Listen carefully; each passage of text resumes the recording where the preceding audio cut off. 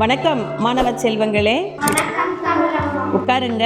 இன்னைக்கு வகுப்புல நம்ம ஒரு சுவாரஸ்யமான ஒரு கதையை தான் பார்க்க இருக்கோம். கதை பழசுதான், ஆனா கதை சொல்லக்கூடிய சிந்தனை நம்ம ஒரு புதிய சிந்தனையாக நம்ம பார்க்கலாம். ஆமையும் முயலும் ஓட்டப்பந்தயம் வச்சுக்கிட்டு ஆமை முதல் பரிசை வாங்கின கதையை பத்தி தான் நம்ம இன்னைக்கு சிந்திக்க இருக்கோம். இந்த கதை உங்களுக்கு தெரியும். ஆமை நிதானமாக குறிக்கோளை நோக்கி மெதுமெதுவா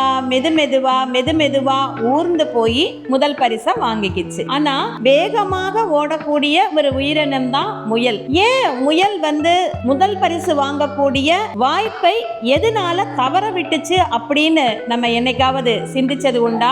இந்த கதையை சின்ன வயசுல இருந்து நம்ம தாத்தா பாட்டி எல்லாருமே சொல்லி இருப்பாங்க. ஆனா என்னைக்காவது நம்ம இப்படி சிந்திச்சிருக்கோமா? இல்ல. ஆனா இன்னைக்கு நம்ம இந்த வகுப்பறையில இத பத்தி தான் நம்ம யோசிக்க போறோம். ஆமை தன்னுடைய குறிக்கோளை தன்னுடைய நோக்கமாக எடுத்துக்கிட்டு அதை கவனம் சிதறாமல் மெதுவாக நகர்ந்து போய் முதல் பரிசை வாங்கு. ஆனா முயலாகப்பட்டது என்ன பண்ணுச்சுன்னா, கொஞ்ச தூரம் வேகமா ஓடின உடனே தன்னுடைய கவனம் சிதறி போய் கொஞ்ச நேரம் தூங்கிட்டு அப்புறமா போய் முதல் பரிசை வாங்கிக்கலாம். ஆமா தானே, மெதுவா வரும், நமக்கு என்ன இருக்கு, கொஞ்ச நேரம் நம்ம ஓய்வெடுப்போம் அப்படின்னு அது படுத்ததுனாலதான் தன்னுடைய வாய்ப்பை அது இழந்தது. ஆக திருவள்ளுவர் சொல்ற மாதிரி உருவு கண்டு எல்லாமே வேண்டும் அப்படிங்கறது நம்ம இந்த கதையிலிருந்து நம்ம தெரிய வேண்டிய ஒரு விஷயமாக இருக்கு. அதாவது மாணவ செல்வங்களே, நமது நோக்கம் ஒன்றே நம்முடைய குறிக்கோளாக இருக்கணும். கவனம் சிதறாமல் முன்னேற வேண்டும். வாழ்க்கை பாதையை நம்ம கடந்து போகும்போது நிதானமாக பொறுமையாக நம்ம கடந்து போகணும் அப்படிங்கறத நம்ம இந்த கதையிலிருந்து கத்துக்கிறோம். மாணவ செல்வங்களே,